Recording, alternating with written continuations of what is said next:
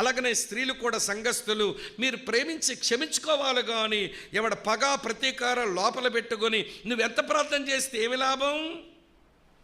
కొంతమంది సిస్టర్స్ ఉంటారు, ఎవరైనా వచ్చి ప్రైజ్ ది లార్డ్ అక్క అంటే ఇవ్వండి, ముఖమేమో పొద్దుతిరుగుడు పువ్వులాగా ఇట్లా అయిపోయి ప్రైజ్ ది లార్డ్ బ్రదర్ బాగున్నారా, పిల్లలు బాగున్నారా అని ఎంత బాగా పలకరిస్తుందో చెప్పలేం. మరొకళ్ళు ఎవరో వచ్చి వందనాలు అక్క అంది, వందనాలు అని ఇట్లా మూతి బిగించుకుంటా పోతుంది. ఆవిడ వైపు చూసినప్పుడేమో అంత బాగా చూస్తేవి, ఈవిడ వైపు చూసినప్పుడు ముఖమేమో కలవ మొగ్గలాగా ముడుచుకుందేంటి నీ ముఖం? ఈవిడంటే పడదు, ఆవిడంటే ఇష్టం. ఇంత అసమాధానముతో క్షమాపణ లేకుండా బ్రతుకుతున్న నీ ప్రార్థన దేవుడు ఎందుకు వింటాడు?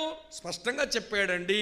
మీరు ప్రార్థన చేయడానికి నిలబడినప్పుడల్లా ఎవరి మీదైనా మీకు ఒకవేళ విరోధ స్వభావం ఉంటే వెంటనే క్షమించండి, లేకపోతే మీ ప్రార్థన జవాబులు రావు అన్నాడు.